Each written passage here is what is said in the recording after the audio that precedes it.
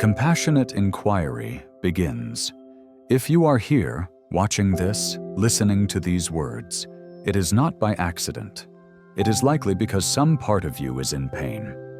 Perhaps it is a quiet ache, a persistent loneliness you cannot name. Perhaps it is a loud, roaring fire of anxiety, a deep, heavy fog of depression, or the relentless, desperate cycle of an addiction that promises relief but delivers only deeper suffering. You may feel broken, flawed, or fundamentally wrong. You may have spent years, even decades, asking yourself, "What is wrong with me?" You have been given diagnoses, labels, and prescriptions, all pointing to a supposed defect within you. But I want to invite you, just for a moment, to consider a different question, a more compassionate, a more truthful question. Not, "What is wrong with you?" but rather, "What happened to you?" This is the beginning of a profound journey, a journey back to yourself. We live in a culture that pathologizes human suffering. We see pain as an abnormality, a malfunction to be corrected, suppressed, or medicated away. But your pain is not a mistake. Your anxiety, your depression, your compulsive behaviors, your chronic illness, your rage. These are not the problem. They are messengers. They are the language of a deeper wound. They are intelligent, adaptive responses to overwhelming experiences that you were not equipped to handle at the time they occurred. They were, in a very real sense, survival mechanisms. The addiction was not your primary problem. It was your attempted solution to a problem of unbearable emotional pain. The depression was not the illness. It was the body's way of shutting down when the emotional load became too great to carry. The anxiety is not a chemical imbalance in isolation. It is the echo of a nervous system that learned, long ago, that the world was not a safe place. We must redefine our understanding of trauma. Our society reserves the word trauma for catastrophic events, for war, for violent assault, for terrible accidents. And these are, without question, deeply traumatic. But trauma is not defined by the event itself. Trauma is the wound that happens inside of you as a result of that event. It is the disconnection from your body, from your feelings, from your authentic self, and from your sense of value and belonging in the world. It is the scar left behind, the internal split that occurs when reality is too much to bear. And this wound can be inflicted not only by things that happen to us, but also by things that don't happen that should have. The trauma of not being seen, of not being heard, of not having your emotional needs met by the very people you depended on for survival. The trauma of having to suppress your own vibrant life force, your anger, your joy, your sadness, in order to be accepted, to be loved, to maintain your connection, your attachment to your caregivers. So we carry these wounds, often unknowingly. We walk through life with this invisible fracture within us, and we wonder why we are so tired. We wonder why we cannot connect deeply with others. We wonder why we sabotage our own success, why we are drawn to relationships that replicate the pain of our past, why our bodies are screaming at us with chronic pain, inflammation, and autoimmune conditions. The reason is that the past is never truly past. It lives within us, not as a memory, but as an embodied reality. It is in the tension in your jaw, the knot in your stomach, the constriction in your chest. It is in the automatic, unconscious beliefs that govern your life. I am not good enough. I am unlovable. I must take care of everyone else's feelings but my own. My needs do not matter. These are not personality traits. These are traumatic adaptations. They are the conclusions a small child came to in order to make sense of a world that was confusing and painful. The first step toward healing, therefore, is not to fight these parts of yourself. It is not to wage war on your anxiety or to shame your addiction into submission. That is the very same violence that created the wound in the first place. The first step is to turn towards yourself with a gentle, radical curiosity, to look at your deepest pain, your most shameful habits, and your most difficult emotions, and to ask with genuine compassion, "Hello, old friend. I see you. I know you have been trying to protect me. What is the pain you are holding for me? What is the story you are trying to tell me?" This is the beginning of compassionate inquiry. It is the beginning of coming home to yourself. It is the moment you stop running from the truth of your own life and instead turn around to face it, not with judgment, but with the kindness of a loving witness. Your journey does not begin with fixing yourself because you were never broken. It begins with finding yourself. The primal wound, attachment versus authenticity. Now that we have opened the door to compassionate inquiry, let us walk through it and look at the origins of this inner split we have been discussing. To understand the source of our deepest pain, we must go back to the beginning, to the two most fundamental needs of every human child: the need for attachment and the need for authenticity. Attachment is the drive for connection, for proximity, for love and care from our primary caregivers. It is not a preference, it is an absolute biological imperative. For a helpless infant, attachment is life itself. Without that connection, we simply would not survive. This need is the most powerful force in our early development. Authenticity, on the other hand, is the quality of being true to yourself. It is the ability to be in touch with your own body, your own feelings, your own needs, and to be able to express them. It is your gut feeling, your inner voice, the spontaneous wellspring of your being. In a perfect world, these two needs would be beautifully aligned.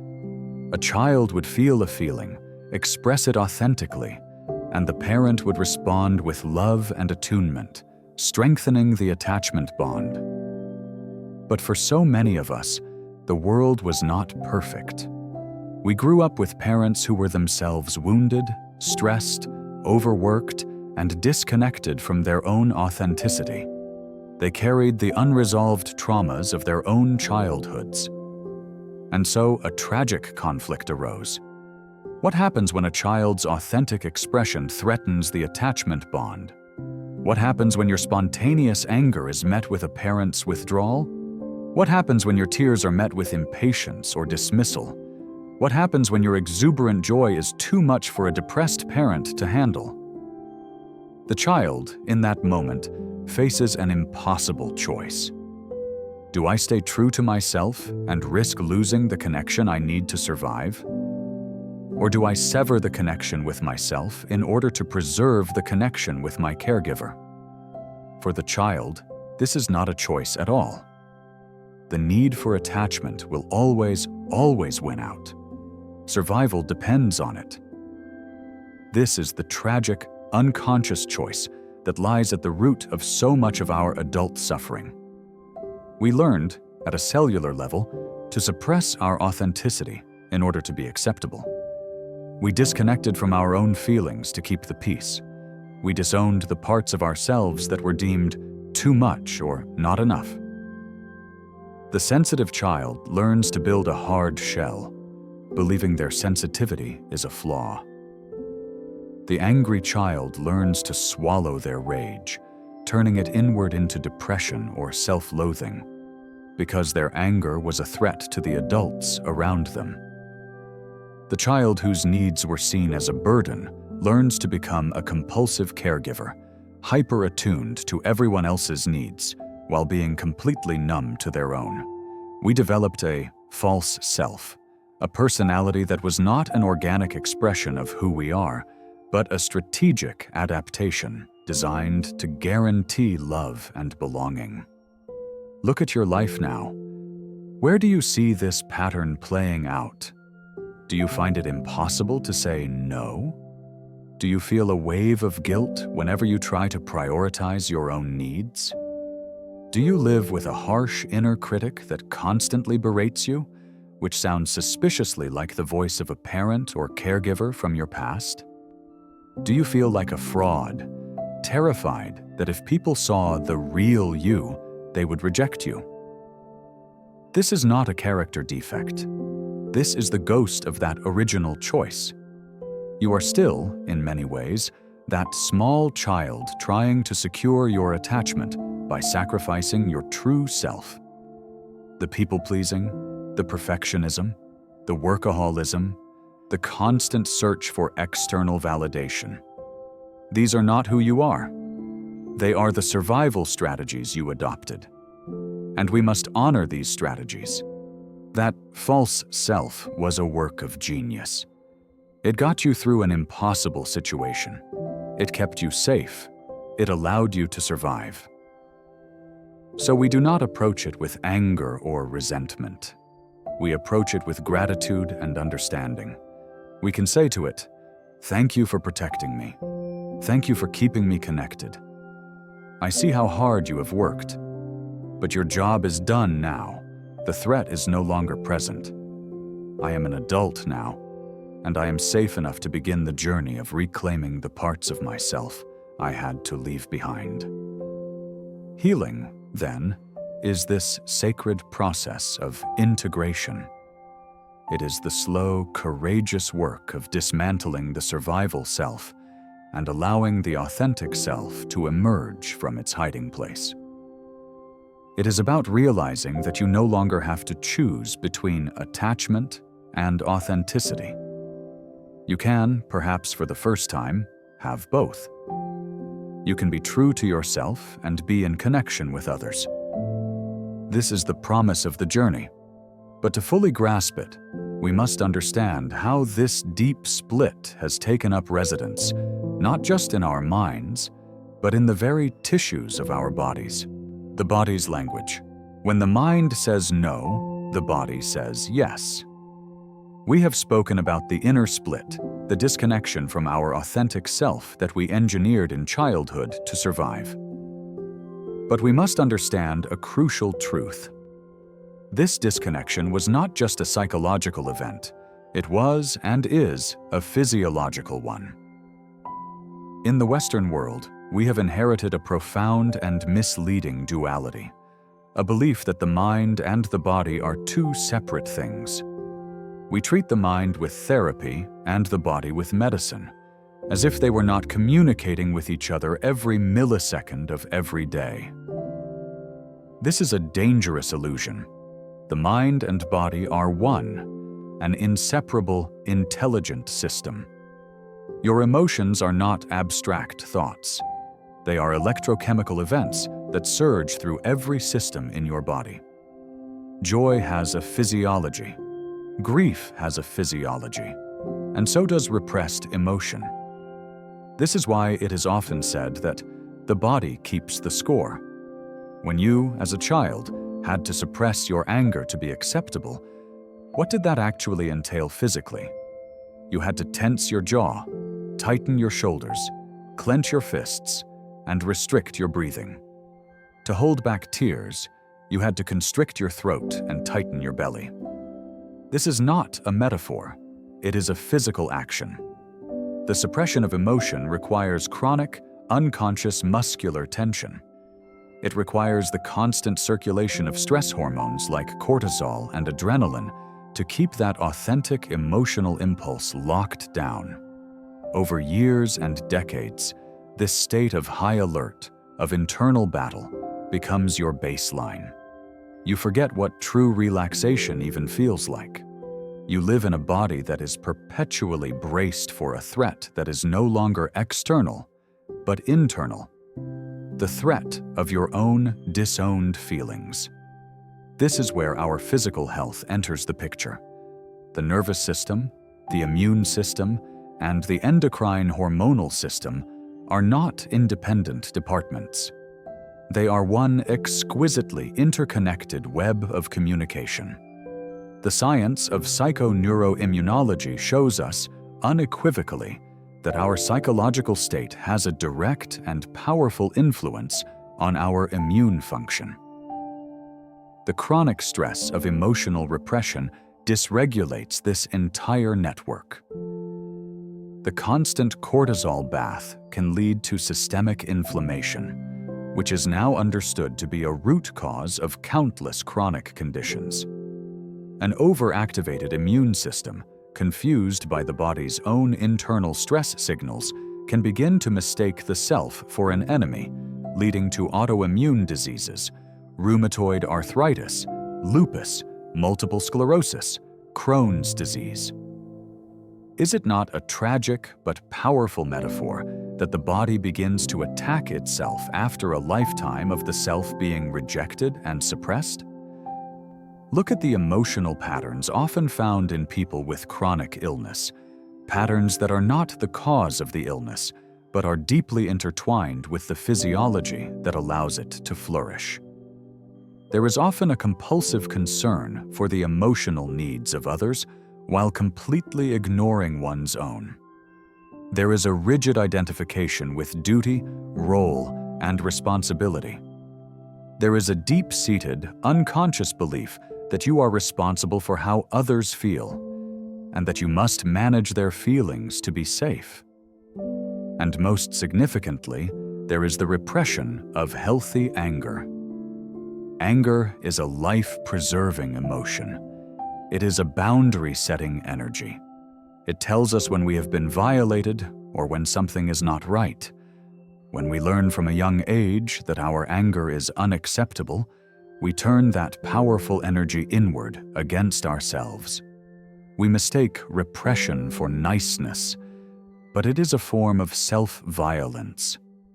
So when we cannot say no with our voice, when we have been conditioned to believe that setting a boundary is selfish or will lead to abandonment, our body will eventually say no for us. That chronic fatigue is your body's no. That fibromyalgia is your body's no. That debilitating migraine is your body's no. Your illness, in this sense, is not a curse, but a desperate and deeply intelligent act of communication from a part of you that has been silenced for too long. It is the body's way of forcing you to finally stop, to finally rest, to finally turn your attention away from the needs of the world and toward the bleeding wounds within. The pain you feel in your tissues, in your joints, in your gut, is very often the pain of a lifetime of unfelt, unexpressed, and unmoored grief. The physical pain is absolutely real. The question is not if it is real, but what is its story? Healing, therefore, must be an embodied process. It is not enough to talk about the past. We must learn to feel it safely in our bodies. We must learn the language of our own physical sensations and welcome the messages they bring. We must give the silenced parts of ourselves, stored in the tension and pain of our bodies, a voice. Because the truth was never just in your head. It has been waiting patiently in your body all along. The myth of normal and the compassionate witness. As we delve deeper into the nature of our personal wounds, a question inevitably arises. Why me? Why do I feel this way when others seem to be coping just fine? We look around and see a world that appears to be functioning, and we internalize our pain as a personal failure. We believe that we are the broken ones in a sea of well-adjusted people. But this is perhaps the most painful illusion of all. We must now pull the lens back and question the very environment in which our wounds were formed and are continuously aggravated. We must talk about the myth of normal. We live in a society that is, in many ways, profoundly sick. It is a culture that actively creates the conditions for the very disconnection we have been discussing. It is a society that systematically prioritizes profit over people, production over presence, and material acquisition over authentic human connection.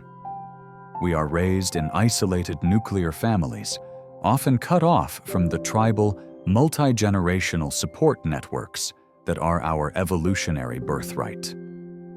We are taught to suppress our feelings in the name of professionalism, to put on a happy face, to be strong and independent, which all too often is a code for being disconnected and alone. We are constantly bombarded with messages that we are not enough, not thin enough, not rich enough, not successful enough, in order to fuel a consumer economy that thrives on our insecurity. We are forced into high-stress, low-security environments that trigger our deepest survival anxieties on a daily basis. In a society like this, which pathologizes sensitivity, ignores emotional needs, and celebrates workaholism as a virtue, is it any wonder that we are suffering? Your anxiety is not a malfunction. Your depression is not a defect. Your addiction is not a moral failing. In many ways, they are a sane and normal response to an insane and abnormal culture. Your pain is a form of protest. It is the voice of your authentic self screaming that the conditions of your life, both past and present, are unlivable. The problem is not that you are too sensitive. The problem is that you are living in a world that is not sensitive enough. The moment you grasp this, a tremendous burden of shame can begin to lift. Your suffering is not evidence of your inadequacy. It is evidence of your humanity, your deep, unmet need for the very things our society has forgotten how to provide: genuine connection, belonging, safety, and meaning. Understanding this context is liberating, but it is not the final step. We cannot wait for the world to change to begin our own healing. The work, the true transformative work, begins within. And the primary tool for this work is the cultivation of a new voice inside your own mind, the voice of the compassionate witness. All your life, you have likely been ruled by an inner critic, that harsh, judgmental voice that tells you you're not good enough, that you failed again, that you should be ashamed. That voice is not you. It is the internalized echo of your past trauma, of the judgments and expectations of others. The compassionate witness is the alternative. It is the voice of your own innate wisdom, your true self. The role of the compassionate witness is not to fix you, to change your feelings, or to make the pain go away. Its role is simply to be present with what is, without judgment. It is to turn towards your inner experience with the same warmth and kindness you might offer to a beloved friend or a small, frightened child. When a wave of anxiety washes over you, the inner critic says, "Stop it. What's wrong with you?" The compassionate witness says, "I see you. I feel this fear in my body. I am here with you. This feeling is welcome here." This practice is the foundation of compassionate inquiry. It means asking gentle, curious questions to your wounded parts. To the part that is addicted, you can ask, "What is the pain you are trying to soothe?"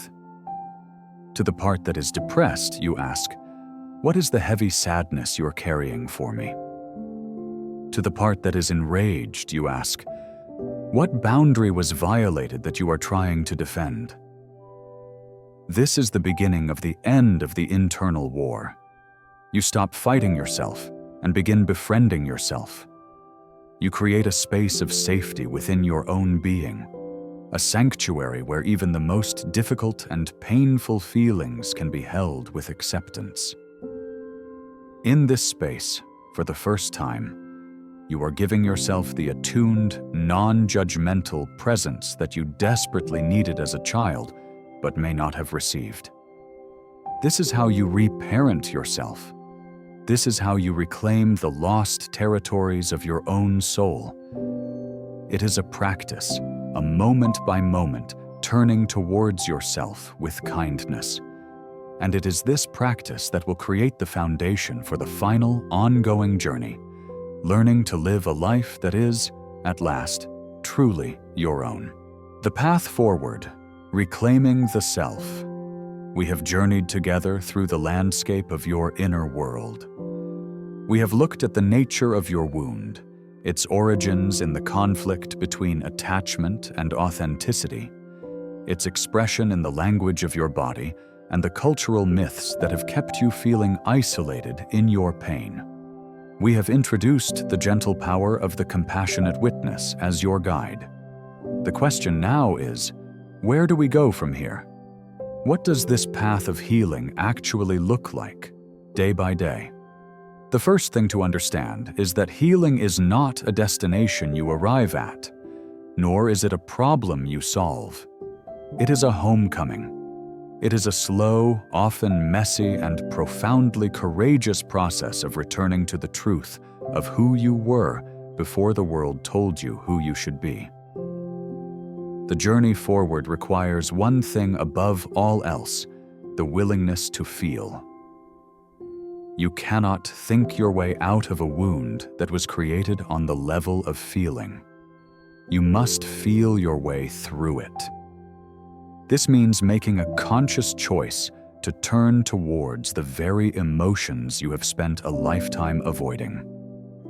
Chief among these are anger and grief. For many of us, anger was the most forbidden emotion. We learned that our anger was dangerous, unacceptable, or selfish. But healthy anger is a fire that cleanses. It is the life force itself, the energy that says no to violation and yes to self-preservation. Reclaiming your anger is not about becoming a bitter or rageful person. It is about reclaiming your boundaries. It is the sacred energy that allows you to say, "You may not treat me this way. This is not acceptable." Or simply, "No." At first, this will feel terrifying. Your entire nervous system will scream that setting a boundary will lead to rejection and abandonment, the very threat your childhood adaptations were designed to avoid. The healing happens when you feel that fear, and with the support of your compassionate witness, you hold the boundary anyway. You teach that young part of yourself that you are an adult now, and you can and will keep yourself safe. Alongside anger is the deep river of grief that flows beneath it. You must allow yourself to grieve. Grieve for the child who was not seen, who had to take on burdens far too heavy for their small shoulders. Grieve for the years spent disconnected from yourself, from your body, from your joy. Grieve for the love and attunement you needed, but did not receive. Our culture treats grief as a weakness, something to be overcome as quickly as possible. But grief is not the enemy of life. It is the proof of love. Your sorrow is a testament to how deeply you needed to be loved and accepted for who you were. Allowing yourself to cry these uncried tears is not self-pity. It is a sacred act of validation. It is you, finally, acknowledging the reality and the depth of your own pain. As you make space for these feelings, you must simultaneously deepen the connection with your body. It is your ultimate source of truth. Practices like yoga, meditation, breath work, dance, or even just walking in nature are not distractions. They are pathways back to your embodied self. The goal is to learn to inhabit your body safely again, to listen to its subtle whispers before they become desperate screams. What does your gut truly feel? Where in your body do you feel a yes, and where do you feel a no? For decades, you have lived from the neck up, allowing the traumatized mind to run the show. Healing is the process of letting your awareness drop down, of trusting the wisdom held in your flesh and bones. Finally, know that this journey cannot be completed in isolation.